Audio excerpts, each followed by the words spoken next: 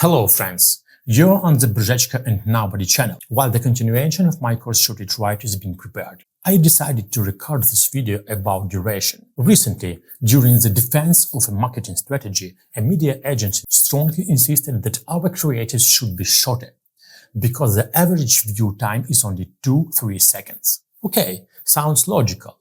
People don't watch ads, so let's make them shorter. As if people had a built-in valve in their heads with a timer that clicks exactly after 2-3 seconds and says, "That's it, close it." And all we supposedly need to do is fit into those 2-3 seconds. But believe me, that valve has far more levers, and the timer is definitely not the main one. Honestly, I don't know. Sometimes it feels like when arguments like this are used seriously, explaining the opposite becomes almost impossible.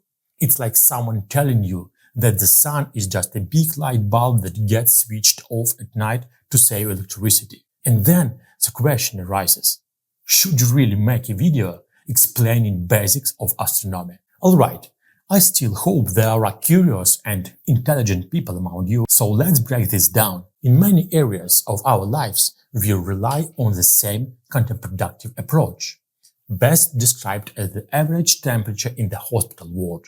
At the same time, I don't want to completely dismiss averages. There are processes where an average metric makes sense.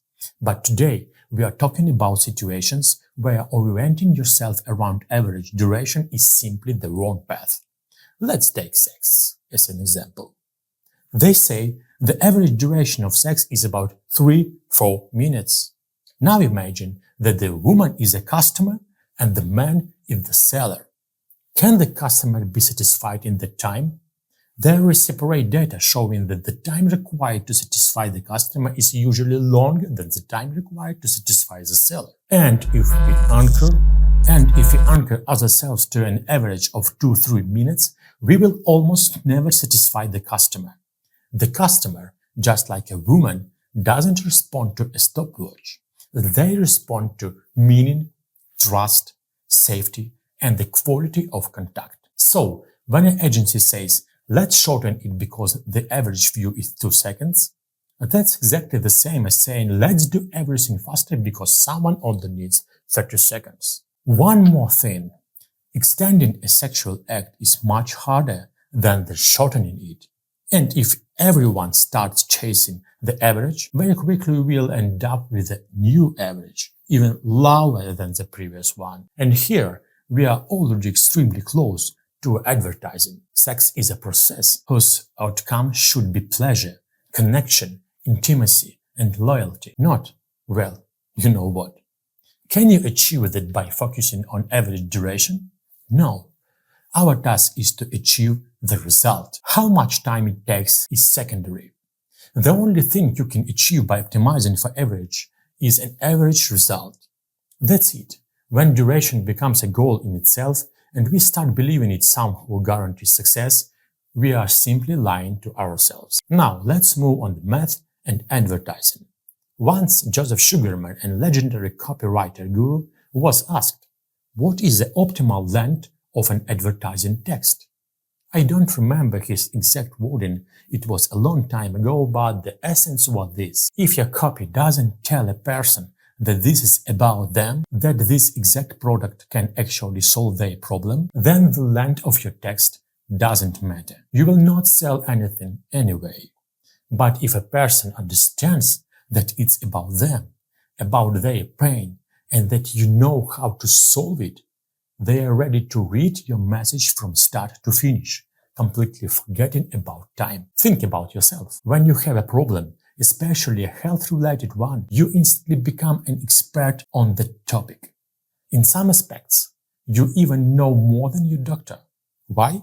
Because you have read miles of text and watched hours of video. But yes, this is still theory. You can argue with it. I honestly don't understand how, but you can. People always argue, especially when they really want to. Numbers are harder to argue with, especially when they are used in real methodology. Let's imagine a completely realistic experiment. We launch a YouTube campaign, plan to reach 2 million people. Our KPI, 10,000 packs sold. Product price, $7. Let's assume that out of those 2 million people, 200,000 actually have the problem the product solves. 10%. Very real example. Now imagine that all 200,000 watched the ad till the end. The rest of the audience scrolls past. We count 1 second of viewing time for them. Ad length 15 seconds. Campaign budget $21,000. So 1,800,000 people, 1 second. 200,000 people, 15 seconds. Out of those who watched fully, 10,000 people purchased. It's about 5%. Completely realistic. What do we get? $70,000 in revenue. ROAS 3.3. And now attention.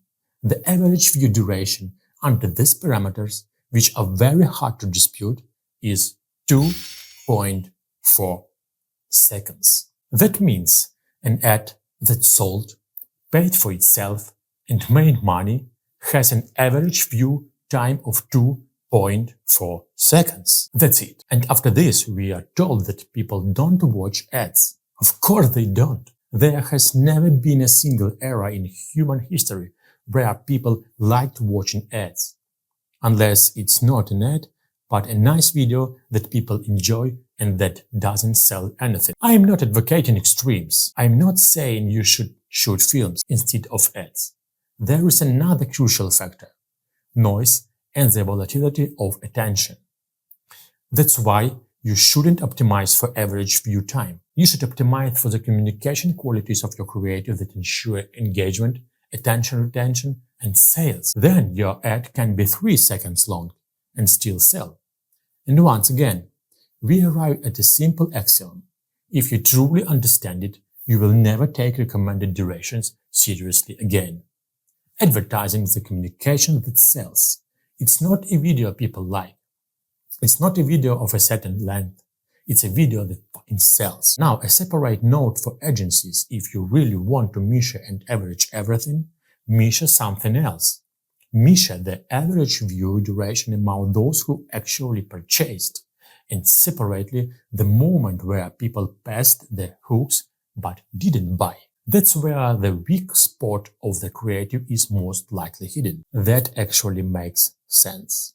Dear advertisers and marketers, clients of agencies, I hope now you better understand what really deserves your attention and which metrics have nothing to do with effectiveness. Because if we all start making shorter and shorter ads, the only thing we'll achieve is even shorter ads and even lower average, which we'll then chase again, complaining that nobody watches advertising. And if you want to learn how to shoot the right creative that sells, regardless of duration, subscribe to this channel and watch the first part of my author course, Shoot It Right. See you on the channel.